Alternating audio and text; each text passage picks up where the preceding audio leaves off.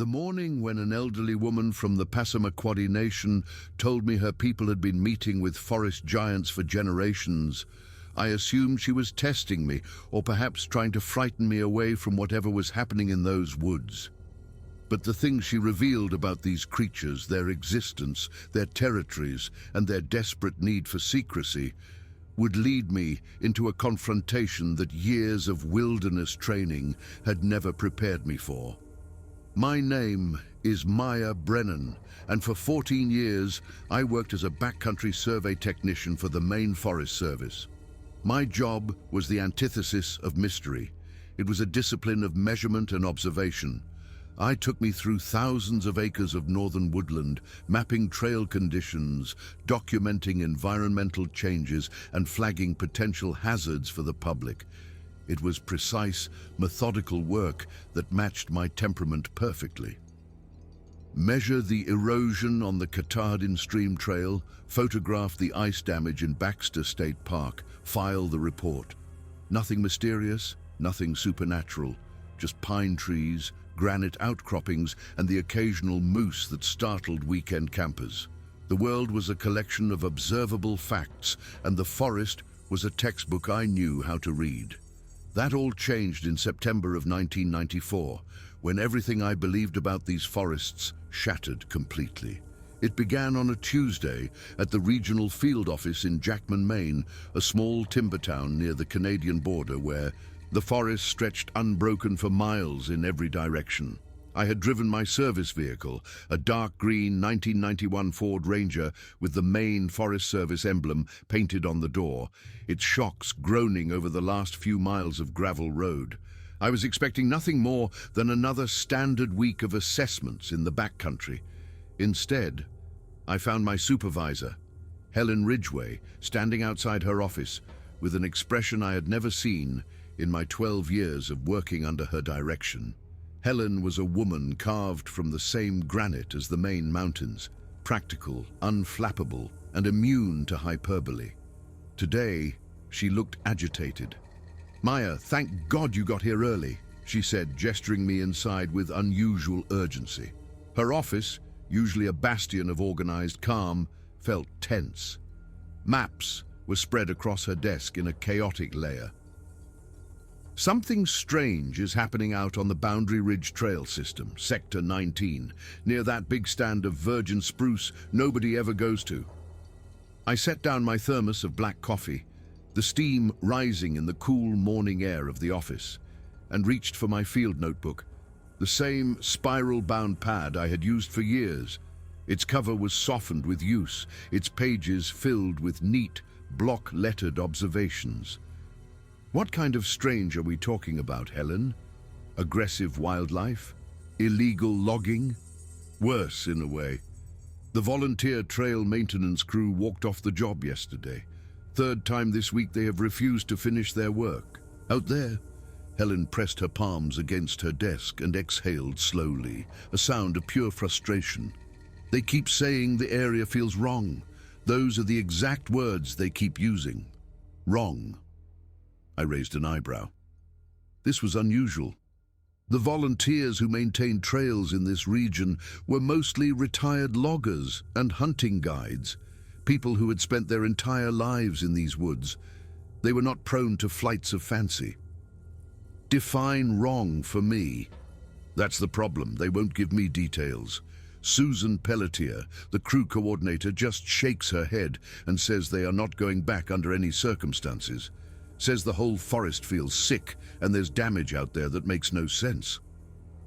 Helen unfolded a topographic map across her desk and tapped a circled area with her fingertip. The circle encompassed a remote, rugged section of ridgeline. "I need you to hike out there, conduct a proper survey, and give me some kind of rational explanation for whatever is scaring these people. I need documentation. Photographs, measurements, soil samples if necessary. I need facts, Maya." "Probably just a bear-marking territory," I suggested, my mind already cycling through the logical possibilities. "Maybe an aggressive sow with cubs. September can be unpredictable with the feeding season coming on." That's exactly what I told Susan. She said, "It's not bears." Helen leaned back in her chair and crossed her arms, her gaze fixed on the map, as if it held an answer she couldn't see. "Look, I don't believe in any of this haunted forest nonsense, but I need answers. If there's actual trail damage out there, we need to assess it and plan repairs before winter sets in. If the volunteers are just suffering from some kind of group hysteria, I need to know that too." I was already running through my mental checklist of equipment. The request was unusual, but the job was standard procedure. "When do you want me out there?" "Today, if possible. Pack for 4 days, maybe 5. The trail section in question is about 10 miles in from the Moose River trailhead. There's an old fire warden cabin foundation about 2 miles past the problem area. You can set up a base camp there if you need to." 3 hours later, I was loading my pack into the truck bed. My field kit was comprehensive but familiar, a collection of tools honed by years of experience. A 4-season tent rated for the cold Maine nights, a sleeping bag good to 15 degrees, my compact camp stove with extra fuel canisters, water purification tablets, a complete first aid kit, compass, topographic maps covering 3 townships, all my measurement equipment, calipers, a soil auger, a 50-meter tape, and my camera, a reliable Pentax K1000 with 8 rolls of Kodak film. I also packed my handheld radio, though I knew from experience that reception in the deep valleys and ridges of this region was unreliable at best. It was more a talisman of safety than a practical tool. The drive to the Moose River trailhead took nearly 2 hours on increasingly deteriorated logging roads. My truck rattled over washboard gravel and lurched through potholes that hadn't seen maintenance since the previous autumn. The paved roads gave way to dirt, the dirt to rutted tracks that were little more than suggestions of a path. I passed only one other vehicle the entire way, a battered pickup with Quebec plates, probably hunters scouting locations for the upcoming deer season. The trailhead parking area was empty when I arrived at noon. A profound silence hung in the air, broken only by the whisper of wind in the pines. I spent 20 minutes organizing my pack, double-checking equipment and studying the map. Sector 19 was marked clearly on my survey charts. A 7-mile stretch of trail that wound through stands of old-growth red spruce and balsam fir, following the ridgeline above the west branch of the Moose River. According to my records, the volunteer crew had been scheduled to clear blowdowns and repair drainage structures damaged by summer thunderstorms. A routine, if laborious, task. I shouldered my pack, probably 50 pounds fully loaded, cinched the hip belt tight, and began hiking. The first several miles were territory I knew well, a maintained trail with occasional views of the river valley below. The forest here had that ancient cathedral quality that old-growth timber possesses, massive trunks rising like pillars toward a canopy that filtered the afternoon sunlight into shifting patterns across the forest floor. Thick moss covered the granite boulders, ferns carpeted the understory.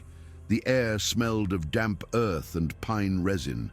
It was the world I understood, the world I had dedicated my life to documenting. Around mile 6, I began noticing changes. Nothing dramatic at first, just a subtle wrongness that I couldn't quite identify. The bird songs that had accompanied me since the trailhead, the cheerful chatter of chickadees, the flute-like call of a hermit thrush had grown quiet. I hadn't seen any red squirrels or chipmunks in the last 45 minutes, which was highly unusual for this time of year when animals were frantically storing food for winter. The forest felt still. Not peaceful, but expectant, as if holding its breath. The air itself seemed to press down with an invisible weight, though there was no logical meteorological reason for the sensation. My practical mind dismissed it as fatigue, as the psychological effect of knowing I was heading towards something strange. Then I reached Sector 19, and I understood immediately why the volunteer crew had refused to continue working. The damage was extensive and completely inexplicable. A red spruce, probably 90 feet tall and nearly 4 feet in diameter at the base, had been pushed over, not cut, not broken by wind. Pushed. The root ball, a massive tangle of earth and woody tendrils the size of my truck, was still exposed, chunks of dark forest soil clinging to the roots. The trunk showed no signs of disease or decay that would explain a natural fall. The direction of the fall was perpendicular to the prevailing wind patterns I had documented in this valley for years. It lay across the trail like a barricade erected by a giant. 60 yards further along the trail, I found more damage. A massive granite boulder, easily weighing several hundred pounds, had been moved. I could see the depression in the moss, where it had rested for decades, perhaps centuries. Something had lifted it and displaced it nearly 15 feet from its original position. The moss where it now sat was freshly crushed, still green, indicating the movement had occurred within the last week at most. I ran my hand over the cold stone, my mind struggling to form a hypothesis. I photographed everything methodically, taking detailed notes with compass bearings and precise measurements. My practical mind searched desperately for explanations. A landslide? No. The surrounding terrain was stable and showed no signs of mass movement. Heavy equipment. There were no vehicle tracks, no logging roads within miles, and this section was far too remote for any kind of mechanical access. An earthquake? I would have felt any seismic event significant enough to move boulders and topple healthy trees, and there had been no reports. The trail itself was torn up in several places, deep gouges in the earth that resembled claw marks but were enormous, far larger than any black bear I had ever tracked in 15 years of wilderness work.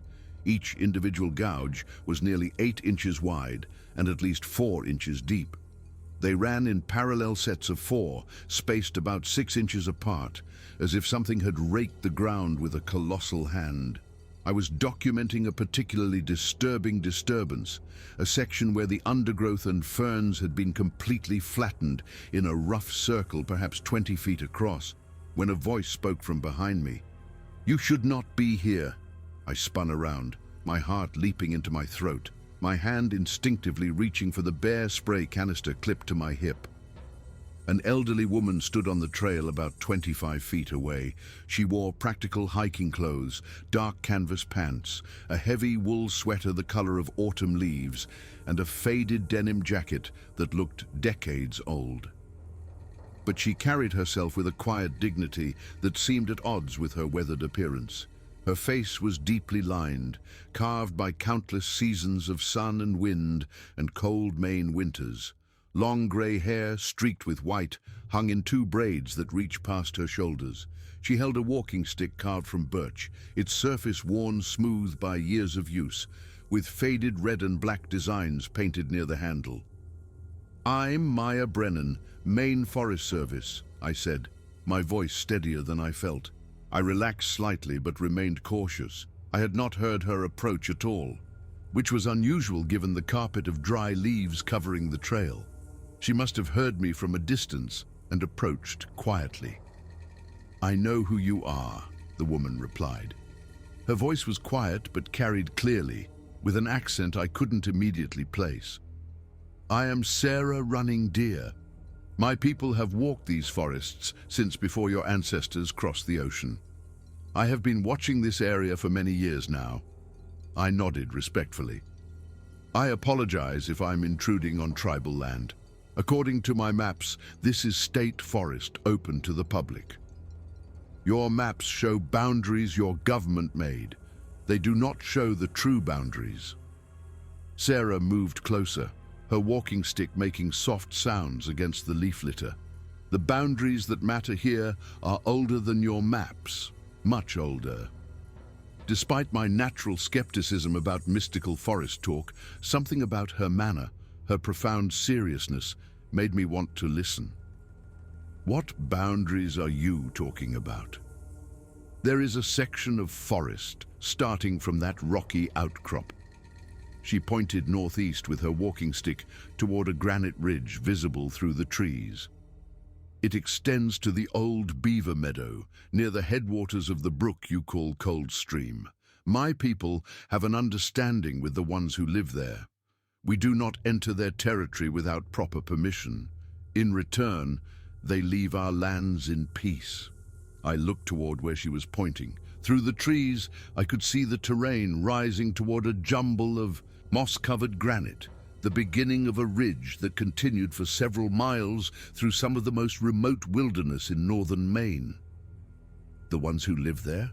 I asked. "Are you talking about a family living off-grid? Hermits?" Sarah studied me with dark eyes that seemed to assess my character in a way I found uncomfortable. "No, not hermits. Not humans at all." She paused, letting the weight of her words settle in the silent forest. "Have you heard stories about forest giants? The ones some people call Sasquatch or Bigfoot?" I almost laughed, but the seriousness of her expression stopped me.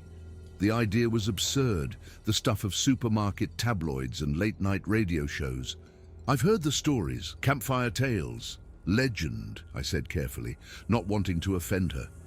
"Are you saying you believe those stories are real?" "I am not saying I believe anything.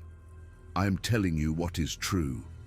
Sarah gestured at the destruction around us, the toppled tree, the displaced boulder.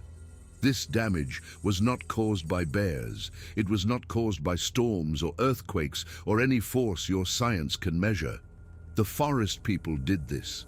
They are warning you, warning everyone. Forest people. The phrase hung in the air between us.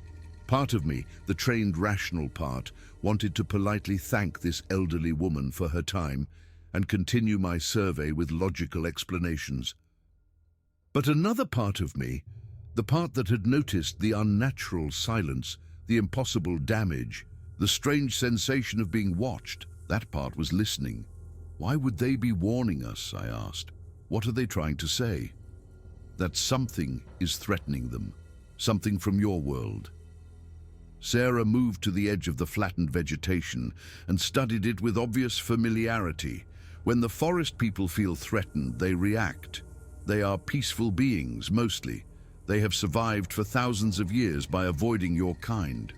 But they are also territorial. When something invades their lands, they push back. I looked at the toppled trees, the displaced boulders, the deep gouges in the earth. The sheer power required was staggering. If you're telling me that an unknown species of primate caused this damage, I would need extraordinary evidence. Evidence. Sarah nodded slowly. Your people always want evidence. Measurements and photographs and samples you can study in your laboratories. But some truths do not fit in laboratories. Some truths require a different kind of seeing. She met my eyes directly. I could show you, if you are willing. But it would mean trusting someone you have just met. Believing in something your training tells you is impossible. My mind reeled. Was this some kind of elaborate prank? Was she mentally unwell, or was she telling the truth? Show me what exactly? The meeting place, where my people have communicated with the forest giants for many generations. Tonight is a significant night in our calendar. A night when we renew our agreements, pay our respects, leave offerings. She paused. If you come, you may see things that will change how you understand these forests. Or you may see nothing, and you will go back to your office and write your reports about bear damage and unusual wind patterns. I stood there in the fading afternoon light, my rational mind warring with a deep, primal curiosity. Everything about this situation was wrong. Strange damage that defied explanation. An elderly woman who seemed to appear from nowhere. Tales of forest giants that I had dismissed as mythology since childhood, but the evidence around me was undeniable. Something had caused this destruction, something powerful and intelligent. "What time tonight?" I asked, the words feeling alien in my own mouth. "Midnight."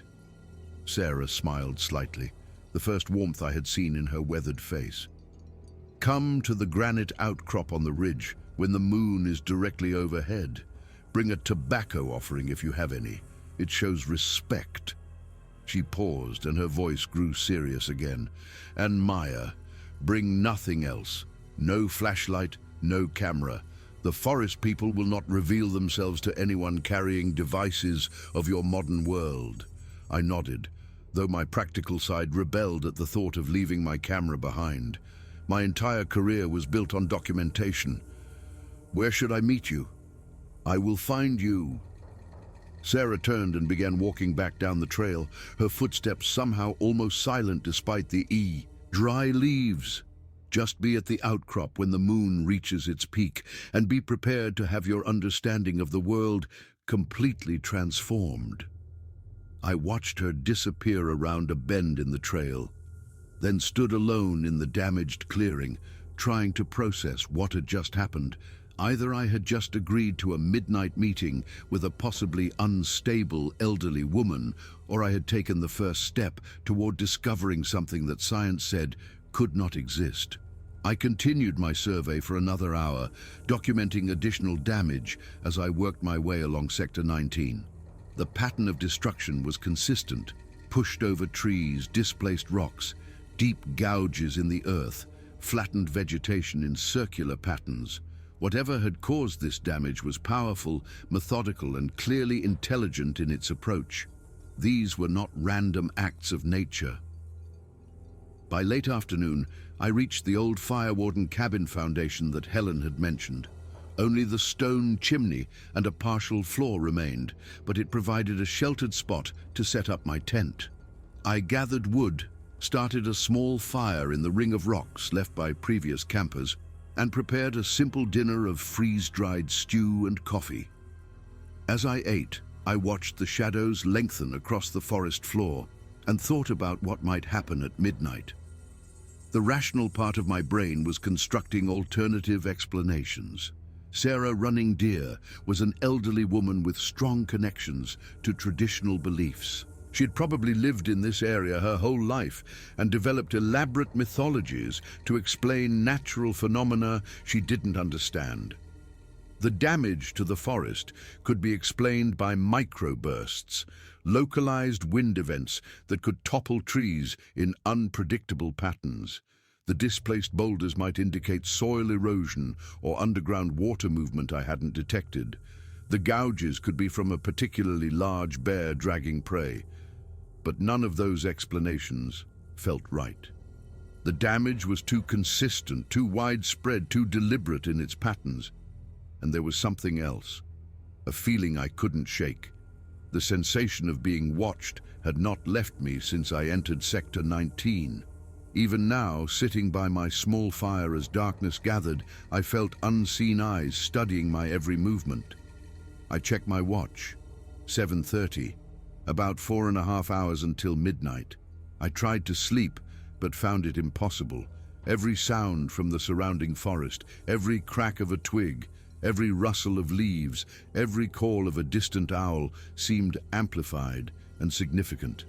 Around 11, I gave up trying to rest and began preparing for the meeting. Sarah had said to bring nothing modern, no flashlight, no camera. I reluctantly left my Pentax in my tent, along with my flashlight and radio. It felt like shedding a layer of my identity, of my scientific self.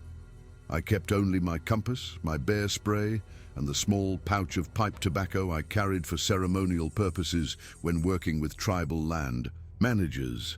My boots were worn enough to be comfortable for night hiking. I pulled on my warmest fleece jacket and stepped out of the tent into the darkness. The moon was nearly full, providing enough light to navigate without artificial assistance. I had studied the topographic map carefully and knew the granite outcrop was about a mile northwest of my camp, at the end of a faint game trail that branched off the main route. I walked slowly, letting my eyes adjust to the moonlight filtering through the canopy. The forest at night was a different world than the forest during the day. Shadows pooled between the massive tree trunks like dark water. The hooting of a barred owl echoed through the valley below. Small creatures rustled in the underbrush, probably mice or voles going about their nocturnal business. The air was cold, carrying the first bite of approaching autumn, and my breath formed small clouds that dissipated quickly in the still air. I reached the granite outcrop at 11:45. It was a dramatic formation, a jumble of house-sized boulders that had been deposited by glaciers thousands of years ago. Thick moss covered much of the stone, and stunted spruce trees grew from cracks in the rock. The highest point offered a clear view of the sky, where the moon was climbing toward its zenith. Sarah was already there, sitting on a flat rock with her walking stick across her knees. She nodded as I approached, but did not speak. I sat down on a nearby boulder and waited, my heart pounding a slow, heavy rhythm against my ribs. For perhaps 15 minutes, nothing happened. The moon continued its slow arc across the sky. An owl called from somewhere below us in the valley. The wind shifted occasionally, bringing scents of pine and decay. I was beginning to wonder if this was all an elaborate test of my patience when Sarah finally spoke, her voice a low whisper. "They are coming. Do not be afraid. Whatever you do, do not run." I opened my mouth to ask what she meant, but the words died in my throat. From the darkness beyond the granite outcrop, something moved. At first I couldn't process what I was seeing. My brain insisted on interpreting the shape as a bear standing on its hind legs, which would be unusual but not impossible. But as the figure moved closer, stepping into a patch of moonlight, I realized that no bear could look like this. It was enormous, at least 8 feet tall, probably closer to 9, broad-shouldered and covered with dense, dark hair that looked almost black in the moonlight. Its face was partially visible, not quite human but not quite animal either. A heavy brow ridge shadowed deep-set eyes that gleamed with reflected moonlight. The nose was broad and flat. The jaw was massive, but not protruding like an ape. It moved with a fluid grace that seemed impossible for something so large, each step deliberate and nearly silent. Behind it came 2 more figures. One was smaller, perhaps 6 feet tall, moving with the energy of youth. The other was roughly the same size as the first, its hair lighter in color, more brown than black. I could not move. I could not breathe. Every instinct I possessed was screaming at me to run. But Sarah had told me not to, and something in her calm demeanor kept me frozen in place. My scientific mind was short-circuiting, unable to categorize what it was seeing. The first creature stopped about 30 feet away. It made a sound, a deep vocalization that was not quite a growl and not quite speech. The sound resonated in my chest like the bass notes of an organ. Sarah rose slowly and made her own sound in response. It was not a perfect imitation, but it clearly carried meaning. She took a few steps forward, then knelt and placed something on a flat rock between her and the creature. I could see the glint of metal, perhaps a knife or tool, and what looked like a bundle of dried plants. The large creature approached the offering. It bent down, sniffed the items, then made another vocalization. This one sounded almost approving. It picked up the bundle of plants and tucked them somewhere in the thick hair on its body, then turned its attention to me. I felt the weight of those eyes like a physical pressure. They were not the blank eyes of an animal. There was intelligence there, calculation, judgment. I was being assessed, evaluated, measured against some standard I could not comprehend. Sarah spoke in a low voice, not turning to look at me. "Stand up slowly. Take out the tobacco you brought. Place it on the rock where I left my offering. Move slowly and do not make any sudden movements." My hands were shaking as I rose to my feet. Every fiber of my being wanted to flee, but I forced myself to move forward, one careful step at a time. The creature watched my approach without moving, its eyes following my every motion. When I reached the flat rock, I fumbled with the pouch at my belt and managed to extract a handful of loose tobacco. I placed it on the stone, then slowly backed away. The creature came forward again. It bent and sniffed the tobacco, then made a sound that might have been satisfaction. It looked at me again, and for a moment our eyes met directly. What I saw in those eyes was not what I expected. I had anticipated animal blankness, the absence of higher thought. Instead, I saw sorrow, Deep, ancient sorrow mixed with wariness, suspicion, and something that might have been hope. Whatever this being was, it was not a mindless beast. It was thinking, feeling, understanding. In that instant, my entire conception of the natural world was irrevocably altered. The creature made another sound, this one directed at Sarah. They exchanged a series of vocalizations that clearly carried meaning, though I could not parse any of it. After perhaps a minute of this communication, the creature turned and began walking back toward the darkness of the forest. The two smaller figures followed, melting back into the shadows from which they came. Sarah remained where she was until the sounds of their passage faded completely. Then she exhaled slowly and turned to face me. "Now you know," she said simply. "The forest people are real. They have been here for longer than my people can remember. We have maintained peace with them for many generations, and now they are in danger." I found my voice with difficulty. "What are they?" Sarah shook her head. "I do not know what your science would call them. My people call them Kaiwaku, the forest giants. Others have called them Sasquatch, Bigfoot, many names in many languages. What matters is not what they are called. What matters is that they exist, that they are intelligent, and that something is threatening their survival." "The damage I documented today," I said, my mind struggling to reorganize itself around this new reality. "That was them?" "Yes." Sarah sat back down on her rock, looking suddenly tired. "They have been agitated for months now. Something is happening in the deep forest, in the areas they consider most sacred. They are trying to warn us, trying to get someone to pay attention. Why would they come to you? Why trust humans at all? Because we have proven ourselves over many generations." Sarah looked toward where the creatures had disappeared. "My grandmother met with them, her grandmother before her. We have always kept their secret. We have always respected their territories.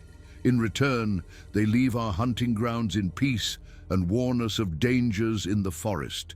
It is a practical arrangement as much as a spiritual one." I stood there in the moonlight, my entire worldview crumbling and rebuilding around this single impossible truth. "How many of them are there? In this territory? Perhaps 20 or 30. Sarah shrugged. "They do not gather in large groups. Family units mostly. A dominant male, females, young ones. They move through ranges that cover hundreds of square miles. That is how they have stayed hidden. The forest is vast, and they know it better than any human ever could. But people must have seen them. Hunters, hikers, researchers. How can something this large stay hidden?" "They are intelligent," Sarah said. "More intelligent than you might think. They know how to avoid being seen. They know which areas humans frequent and which areas are truly wild. And when someone does see them," she smiled grimly, "who believes them? A hunter comes out of the woods claiming he saw a giant hair-covered man. His friends laugh, the newspapers make jokes. The witness learns to stay quiet. It is the perfect camouflage. Your own culture refuses to believe what people see with their own eyes." I sat down heavily on a boulder, suddenly exhausted by the weight of this revelation. "You said something is threatening them. What?" "That is what I need your help to understand." Sarah leaned forward. "The forest people have been showing signs of distress for months. They are moving out of their traditional territories.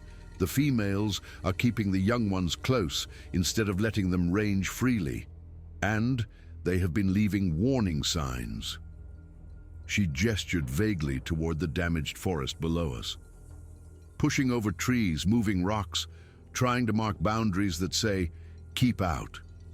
Warning signs for whom? For anyone who will listen." Sarah fixed me with that penetrating gaze. "You work for the Forest Service. You have access to information I do not. Maps, records, permits, reports of activity in the backcountry. Something is happening in the deep forest that is driving the Kiwaku out of their homes. I need you to help me find out what. I thought about this for a moment. Even if I wanted to help, I couldn't exactly put forest giants in my official reports. My supervisor would have me evaluated for mental fitness. No, you must never mention the forest people to anyone. Sarah's voice was sharp. That is the most important rule. If the outside world learns they exist, it will be the end of them. Scientists will want to capture and study them. Media will want to film them. Hunters will want to kill them for trophies. Their only protection is remaining a myth. Then how am I supposed to help? By looking for human causes for their disturbance, illegal activity, unauthorized development, mining, logging. Whatever is happening in the deep forest, it is something people are doing. Find the human cause, and we can address it through human channels. I looked at her for a long moment. This was insane. I had just witnessed something that contradicted everything I had been taught about the natural world. And now this elderly woman was asking me to become some kind of undercover investigator for a hidden species of primates. The rational part of my brain insisted that I should hike back to my truck at first light and return to the comfortable world of trail surveys and damage assessments. But I kept seeing those eyes, that ancient sorrow, that desperate hope. I will do what I can, I said finally. But I need more information. I need to understand their territory, their patterns, what specific areas are being affected. Can you arrange another meeting? Sarah nodded slowly. Return in 3 days. Come to the same place at midnight. I will try to bring them, but I cannot promise. They do not take orders from me. They agree to meetings only when they choose to. I spent the remainder of that night at my camp, unable to sleep, staring at the tent ceiling while my mind processed what I had witnessed. By the time dawn lightened the sky, I had begun to accept the impossible. The forest people were real. They were intelligent. They were in danger. And somehow, I had become part of an ancient agreement between their kind and humans who were willing to protect their secret. I hiked out the next morning and drove back to the field. Office in Jackman. Helen was waiting for my report and I gave her one. Bear activity, I said, the lie tasting like ash in my mouth. An unusual concentration of black bears in Sector 19, probably drawn by a good berry crop this year. The damage is consistent with territorial marking and foraging behavior. I recommend closing the section to public access until late October to avoid potential conflicts. Helen accepted this explanation without question. She had no reason to doubt me. My record was spotless, my assessments always thorough and accurate. She signed the closure order and filed the appropriate paperwork. For the next 3 days, I threw myself into research. I pulled every permit application for the region covering the past 2 years. I reviewed satellite imagery accessed through the University Extension Program. I studied geological surveys, timber harvest plans, wildlife management reports. I was looking for something, anything, that might explain why the forest people were being driven from their traditional territories. On the second day, I found it. A company called Northern Range Resource Assessment had filed for a mineral exploration permit in an area about 15 miles northwest of Sector 19. The permit application was technically for soil sampling and geological analysis, but the details were vague in ways that raised my suspicion. The company was registered in Delaware, a state known for corporate anonymity. The permit covered nearly 40 square miles of roadless wilderness, some of the most remote terrain in northern Maine. I dug deeper. Northern Range had filed similar permits in 3 other locations across the Northeast over the past 4 years. 2 of those sites had subsequently been purchased by mining corporations for gold and copper exploration. The pattern was clear. Northern Range was a front company for mineral prospecting, using broad research permits to survey for valuable deposits that could then be sold to actual mining operations. But mineral exploration in the Maine woods would not normally cause the kind of disturbance I had witnessed. Soil sampling and geological analysis were relatively benign activities, usually conducted by small teams with minimal impact. Something else was happening. On the third day, I drove back to the Moose River trailhead and hiked to the granite outcrop. The moon was waning, but still bright enough to navigate. Sarah was waiting, but this time she was not alone. Two other women stood with her, both middle-aged, with the same quiet dignity and weathered features. "These are my nieces," Sarah said. "Margaret and Christine. They help maintain our agreements with the forest people." I nodded respectfully. "Have they agreed to meet?" "We will see." Sarah began walking toward the edge of the outcrop, then paused.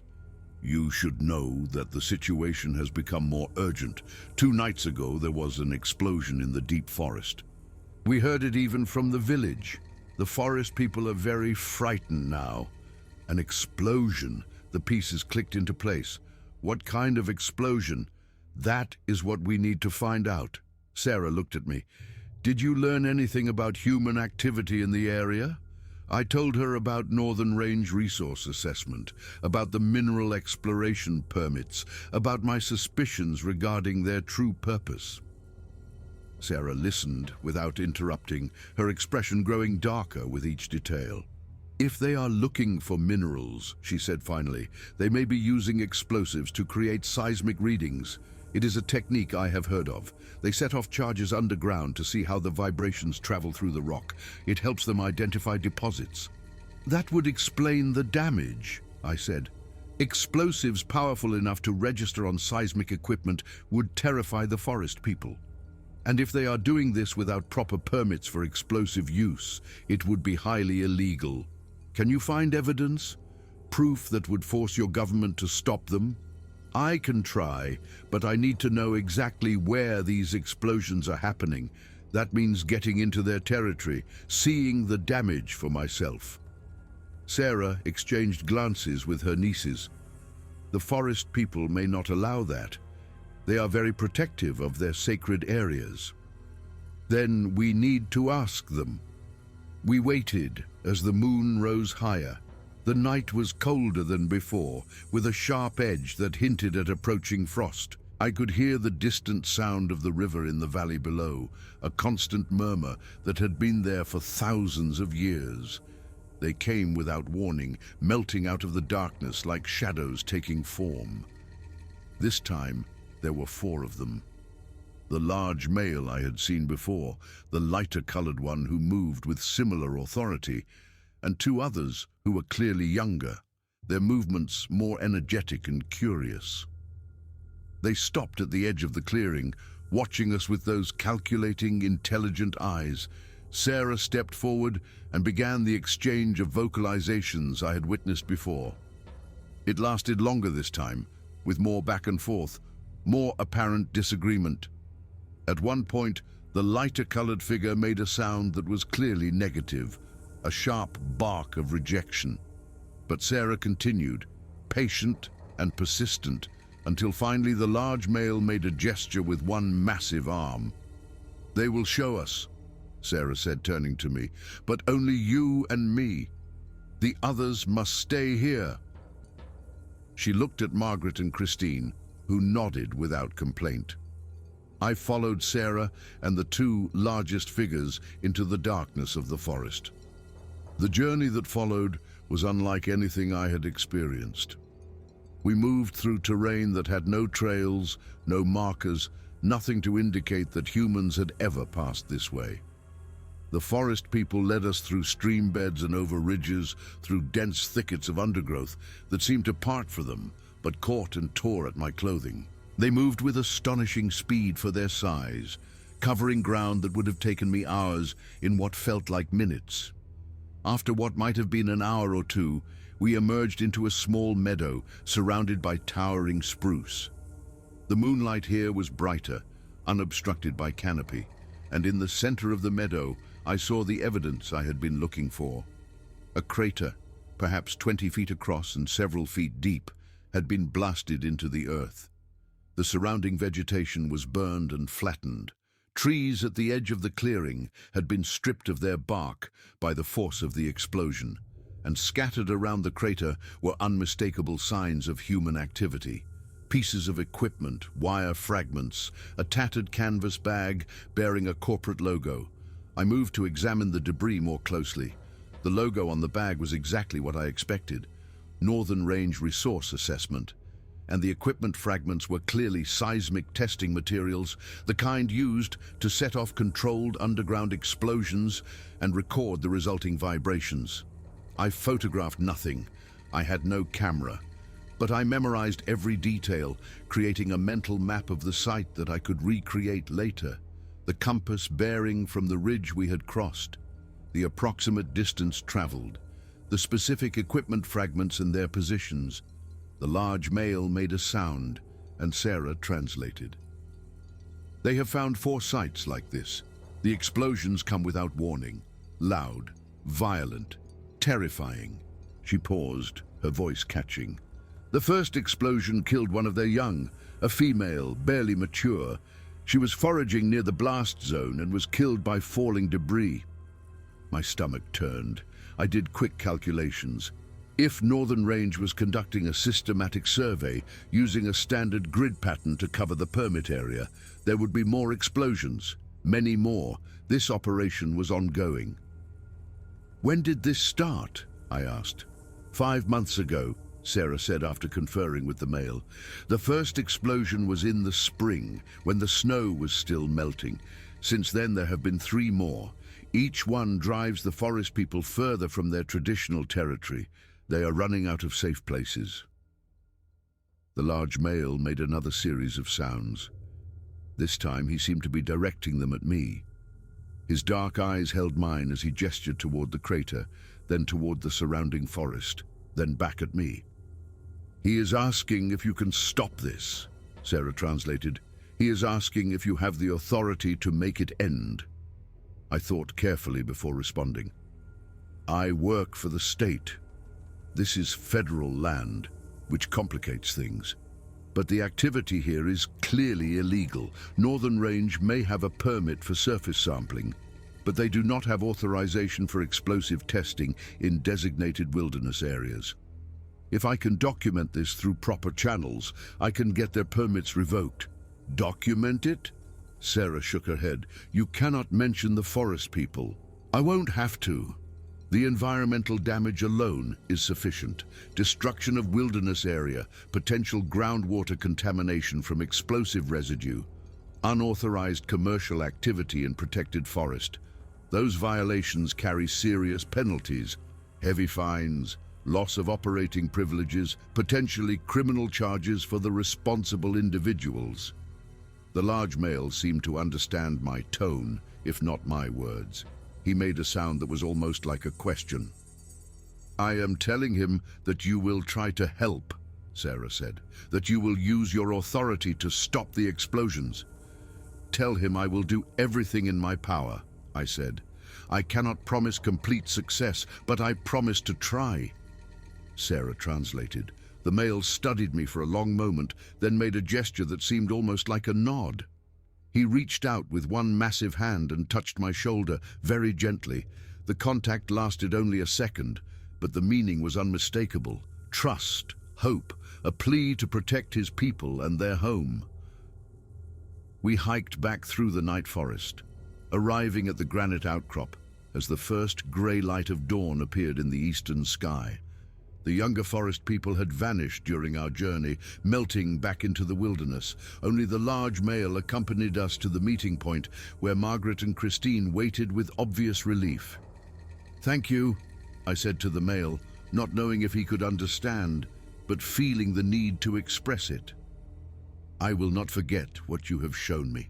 He looked at me one final time, those ancient sorrowful eyes holding knowledge of centuries, then turned and disappeared into the shadows between the trees. One moment he was there, a massive figure silhouetted against the lightening sky. The next, he was gone, as if the forest had simply absorbed him. Sarah touched my arm. You should get some rest. The work ahead will be difficult. I know. I looked toward the valley where my tent waited. But I know what I need to do now. The next several weeks were a blur of activity. I filed detailed reports documenting the explosion sites based on descriptions of damage I claimed to have discovered while conducting extended backcountry surveys. I identified Northern Range resource assessment and documented their permit status, noting discrepancies between their authorized activities and the evidence of explosive testing. I contacted the regional EPA office and requested an investigation into potential environmental violations. I was careful, always careful, to frame everything in purely scientific and legal terms. Unauthorized explosives in protected wilderness, destruction of old-growth habitat, potential contamination of watershed, disruption of wildlife. These were violations that any competent investigator could verify without ever learning the true reason for my concern. The bureaucratic process was slow, frustratingly slow, while I knew that each passing week might bring another explosion. Another terrified flight of the forest people, potentially another death. But the wheels of government eventually turned. 3 weeks after my initial reports, a team of federal investigators arrived in the area. They hiked to the blast sites, collected samples, documented the equipment debris, and photographed the destruction. Their report confirmed everything I had claimed. Northern Range Resource Assessment was conducting illegal seismic testing in designated wilderness using explosive charges without proper authorization or environmental impact assessment. The company was ordered to cease all operations immediately. Their permits were revoked pending full investigation. 2 months later, federal prosecutors filed charges against the company's principals, seeking substantial fines and a permanent ban from all federal land operations. The explosion stopped. Sarah called me at the field office one evening in late October. She rarely used telephones, preferring face-to-face communication, but this message was urgent enough to warrant the exception. "The forest people have returned to their traditional territory," she said. "The large male, his family, several other groups, they are beginning to recover from the trauma of these months." "That is good news," I said, relief flooding through me. "I was not sure we acted in time." "You did well." Sarah's voice carried warmth I had not heard before. "My nieces tell me you have visited the granite outcrop twice this month, leaving tobacco offerings even when no meeting was scheduled." "It seemed like the right thing to do." I leaned back in my chair, looking at the framed topographic map on my office wall. "They need to know they have not been forgotten." "They know." She paused. "The large male asked me to convey something to you. He says you are now part of the agreement, part of the bridge between our peoples. As long as you live, the forest people will consider you under their protection. As long as you keep their secret, they will keep watch over you in return." I was not entirely sure what that meant, but it felt significant. "Thank you," I said. "Thank him for me. Tell the large male I am honored." I continued my work as a survey technician for another 12 years, eventually rising to a senior position in the regional office. Throughout those years, I maintained contact with Sarah Runningdeer and her nieces, receiving occasional reports about the forest people, their movements, their health, the growth of their young. I became, as Sarah had predicted, a bridge between worlds, using my position to quietly protect the territories where the forest people lived. Sometimes, on solo surveys in the deep backcountry, I would feel the sensation of being watched. The hair on my neck would rise, and I would know somehow that I was not alone. I never saw them on those occasions. They were too careful, too skilled at remaining hidden. But I knew they were there, observing the human who had become their unlikely ally. In early spring of 2003, Sarah passed away peacefully at her home on the reservation. She was 93 years old. Her nieces continued the work she had started, and they brought me to her funeral, where I was the only non-native in attendance. During the ceremony, I could have sworn I heard a vocalization from the forest beyond the burial ground. A deep, mournful sound that carried across the treetops like a wind that was not quite wind. When I looked at Margaret, she nodded slightly. They had come to pay their respects. I kept a carved wooden figure on my desk for the rest of my career. It had arrived in a package one autumn, no return address, no note.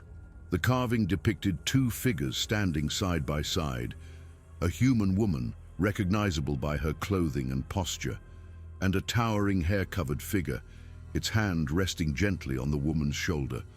Colleagues sometimes asked about the carving. It was a gift from a native elder, I would say, someone I worked with on wilderness preservation issues. That was true enough. What I did not tell them was what the carving truly represented. A promise kept, a secret protected, and the knowledge that in the deepest forests, in the places where ancient trees still stood and humans rarely ventured, we were never truly alone. Some mysteries I had learned were not meant to be solved. They were meant to be guarded, respected, and allowed to remain in the shadows where they had survived for millennia. And sometimes the greatest discovery was not revealing the truth to the world. It was becoming a keeper of that truth, ensuring that beings who had chosen silence could continue to live in peace. The years that followed were not always easy. There were moments of doubt, times when the rational part of my mind insisted that what I had witnessed must have been some kind of elaborate hallucination. But then I would feel that sensation of being watched during a solo survey, or receive a cryptic message from Margaret about activity in the deep forest, and I would remember the weight of those eyes, the touch of that massive hand on my shoulder, the sorrow and hope in that gaze. In the summer of 2006, Margaret called with troubling news. A film crew from California had obtained permits to make a documentary about cryptids in the Maine woods. They were planning extensive backcountry expeditions equipped with thermal cameras and motion sensors. "They are different from the casual searchers," Margaret said. "These people are serious. They have funding and equipment and months of time. If anyone could find the forest people, it would be them." Using my position, I arranged for trail maintenance to be scheduled in several key areas bordering their territories. The noise and activity would explain the lack of wildlife sightings. I also offered my expertise as a local guide to the documentary's producer, who gratefully accepted. For 3 months, I accompanied the film crew, leading them on exhausting treks through terrain that was genuinely remote, but carefully chosen to avoid any chance of an encounter. The documentary was eventually released to modest attention.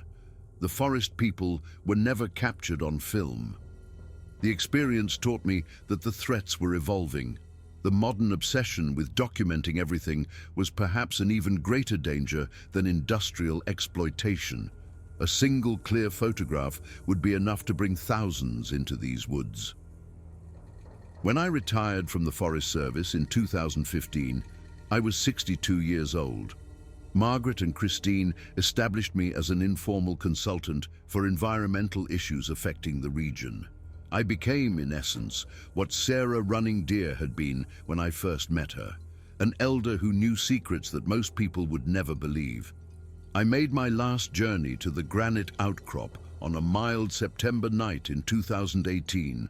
My health was beginning to fail.